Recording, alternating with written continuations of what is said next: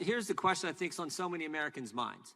They saw the list that we read here earlier on in our opening statements, all the things Google has done. Google is siding with the World Health Organization over anyone who disagrees with them, even though the World Health Organization obviously lied to America, obviously shills for China.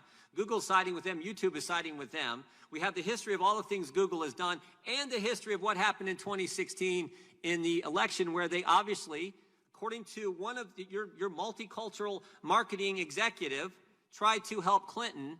And here we are 97 days before the election, and we want to make sure it's not going to happen again. We want to make, can you give us two assurances? One, you're not going to try to tailor your features, configure your platform in a way to help Joe Biden. And second, that you're not going to use your search engine to silence conservatives. Can you give us those two assurances today?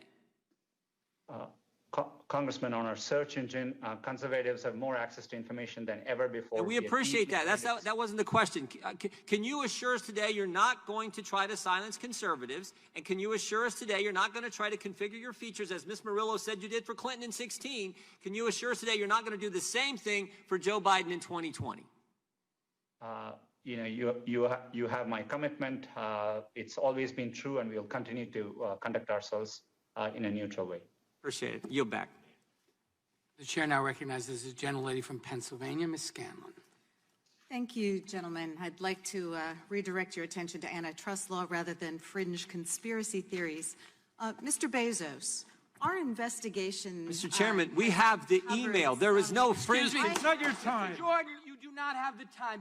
Please be respectful of your colleague. She controls the time. Put your mask on. Put your mask on. Mr. Jordan. Mr. Raskin. Mr. Jordan. You want to talk about masks. Mr. Jordan, Ms. Scanlon. Why would the Deputy Secretary of Treasury unmask Michael Flynn's name, Mr. Raskin? And what I want to know is, when someone comes after my motives for asking questions, I get a chance to respond. The gentlelady is recognized. Thank you, Mr. Chairman.